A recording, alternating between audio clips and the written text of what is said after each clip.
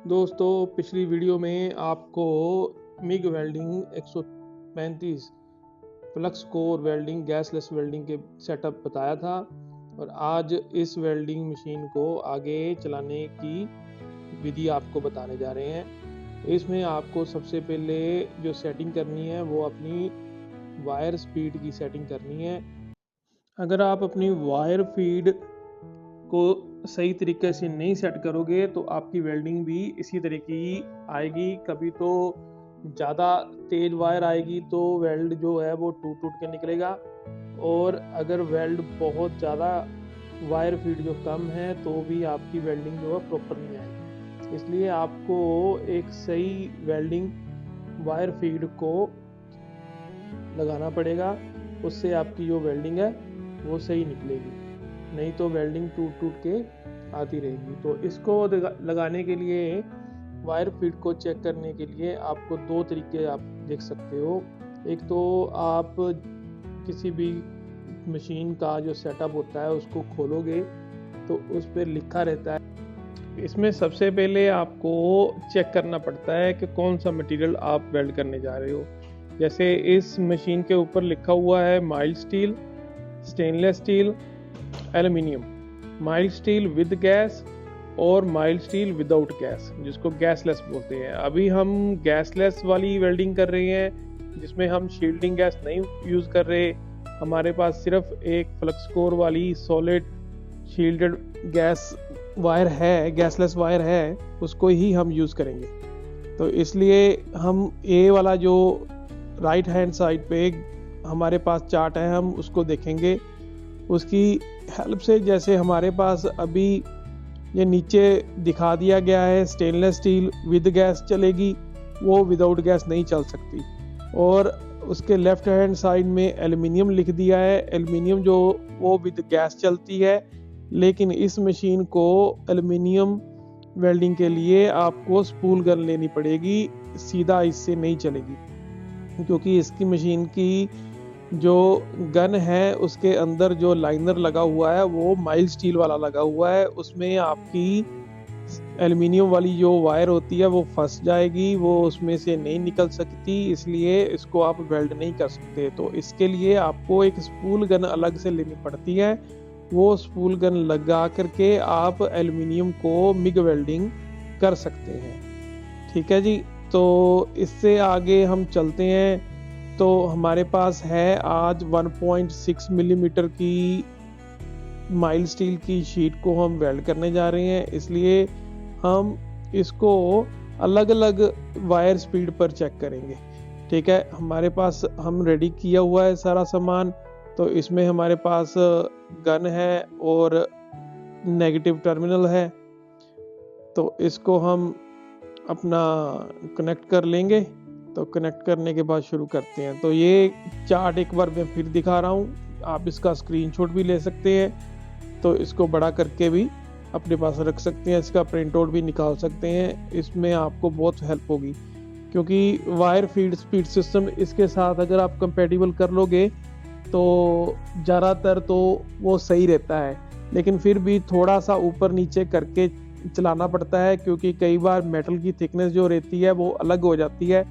तो इसलिए आपको वो सबसे बड़ी प्रॉब्लम आती है। जितने भी वेल्डिंग वाले स्टूडेंट रहते हैं, सबसे पहले उनका वेल्डिंग जो होता है नहीं तो बहुत तेज हो जाता है, जो स्लो हो जाता है, कभी कभी तो पतली गेज जो होती है वो गल जाती है। इसलिए हम सजेस्ट करते हैं कि आप जब भी वेल्डिंग सीखें तो एटलीस्ट 3 मिलीमीटर से शुरू करें।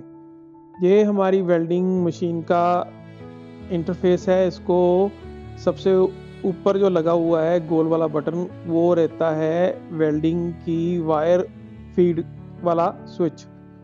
इसको जब हम घुमाते हैं तो वेल्डिंग वायर जो होती है वो उसकी स्पीड कम ज़्यादा होती है। जैसे अभी 2 पर गया, 2 से ऊपर जाके 4 पर हो गया है, 4 से फिर मैंने 6 पर कर दिया है, ऐसे 8 पर और 10 तक जाती है वेल्डिंग की जो मशीन की कैपेसिटी के अकॉर्डिंगली। और नीचे जो है वो हमारी वोल्टेज है।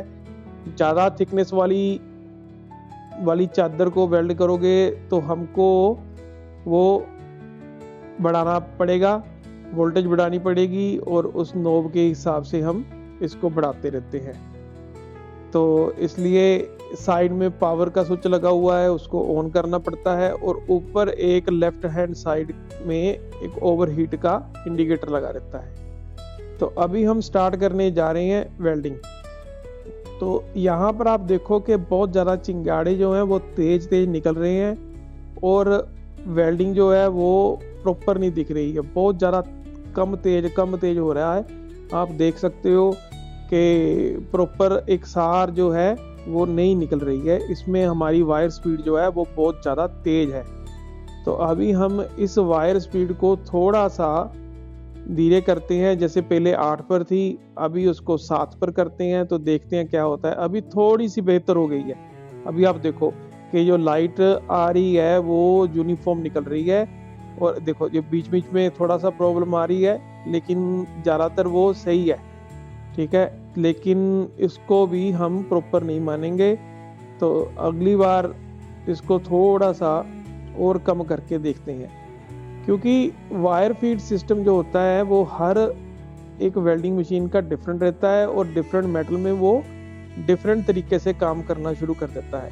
तो जो वेल्डर होते हैं उनको ज़्यादातर पता लग जाता है एक्सपीरियंस करने से कि वेल्डिंग की वायर स्पीड जो है वो कम है या ज़्यादा है। उनको एक स्वीट स्पॉट ढूंढना पड़ता है, जिस स्वीट स्पॉट पे वायर की फीड जो है वो बिल्कुल सही आनी शुरू हो जाती है।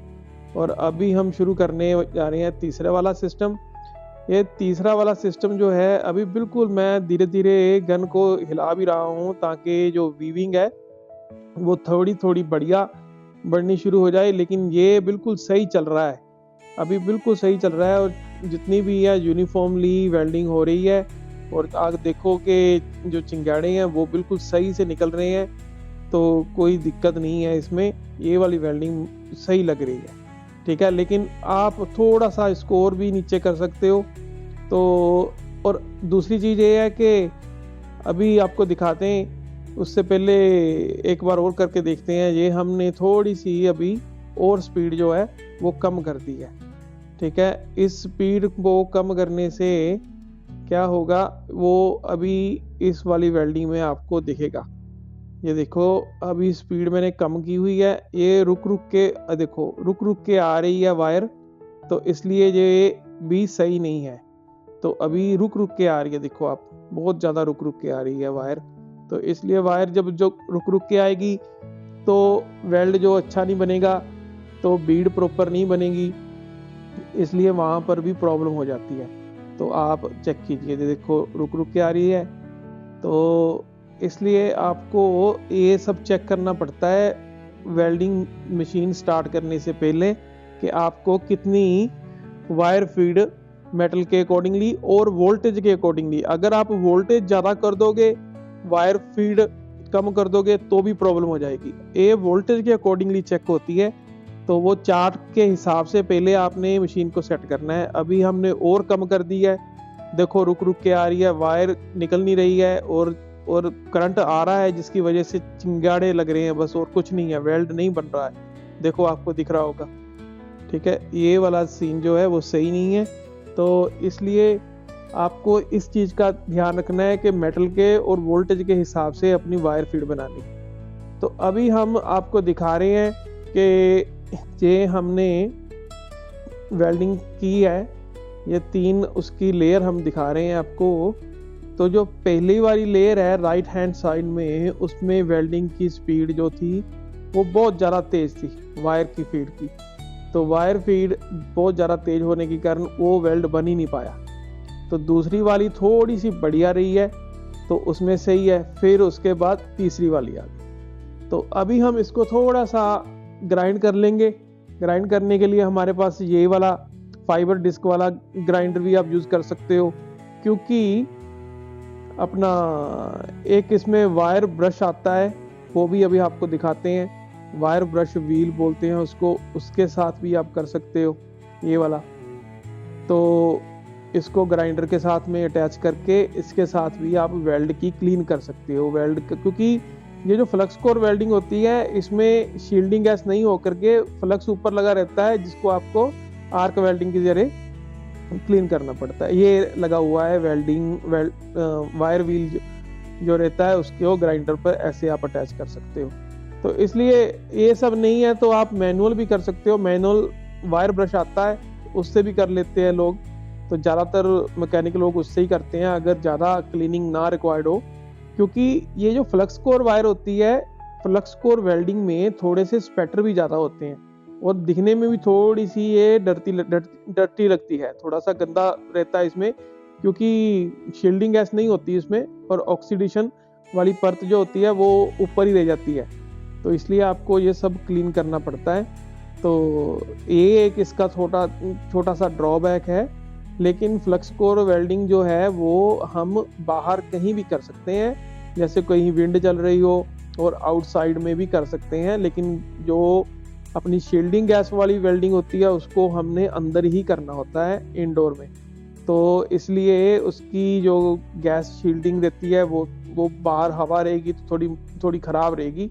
लेकिन इसको आप कहीं भी यूज़ कर सकते हो, साइज में भी छोटा रहता है, गैस बोतल भी नहीं लगती है, तो इसलिए अच्छा है। ये वाला ग्राइंडर हम यूज़ करते हैं थोड़ा सा इसको ऐसे क्लीन करने की, ज़्यादा नहीं चलाएंगे इसको, क्योंकि शोर ज़्यादा होता है, फिर प्रॉब्लम हो जाती है नेबर से।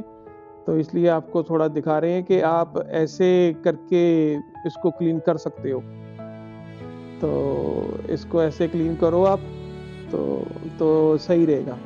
तो ये हमारा जो है वेल्डिंग का flux core welding, gasless welding की सेटिंग कैसे करनी है आपने जब शुरुआत करनी है। इससे बहुत ज़्यादा लोग परेशान हो जाते हैं, क्योंकि मैंने बहुत कोशिश की है, वीडियो बहुत किसी ने बनाया ही नहीं है वीडियो इसके ऊपर कि वेल्डिंग ख़राब क्यों आ रही है, मिग वेल्डिंग ख़राब क्यों आ रही है। तो इसलिए सबसे बड़ी प्रॉब्लम इसके ही ऊपर आती है। तो ये हमने जो लास्ट ये पहला वाला किया था, ठीक है, बहुत तेज चलाई है वायर, तो उसके बाद दूसरे वाला, फिर तीसरे वाला, और जो चौथे वाला जो है वो बिल्कुल सही आ रहा है। ये स्वीट स्पॉट है, ऐसे ही आपको ढूंढना है स्वीट स्पॉट। वो आपको वायर फीड सिस्टम का स्वीट स्पॉट आपको देख लेना है, ये वाला। और उसके बाद हमने जो वायर को है बहुत कम कर दिया और लास्ट वाले में बिल्कुल ही कम कर दिया, रुक रुक के वायर आ रही थी। तो इसलिए आपको ये वेल्डिंग करने से, इसी वायर फीड सिस्टम से आपको प्रॉपर पता चलेगा कि कितनी वायर आनी चाहिए और आपकी जो प्रॉब्लम है उसका सोल्यूशन हो जाएगा। और एक चीज़ और बता रहा हूँ कि कोई भी नया वेल्डर है वो कम से कम 3 मिलीमीटर पर काम शुरू करे, उससे उसके हाथ की स्पीड बन जाएगी। पतली गेज पे काम करने से उसकी एक तो मेटल भी गल जाएगी और दूसरा उसका कॉन्फिडेंस भी लो हो जाएगा, क्योंकि उसको भी पता नहीं चलेगा कि कैसे हाथ को कितनी स्पीड पर चलाना है। तो मोटी गेज रहती है 3 मिलीमीटर में, उसमें आपको एक बेनिफिट रहता है, वो जल्दी गलती नहीं है। इसलिए नेक्स्ट वीडियो में आपसे फिर मिलेंगे। Thank you.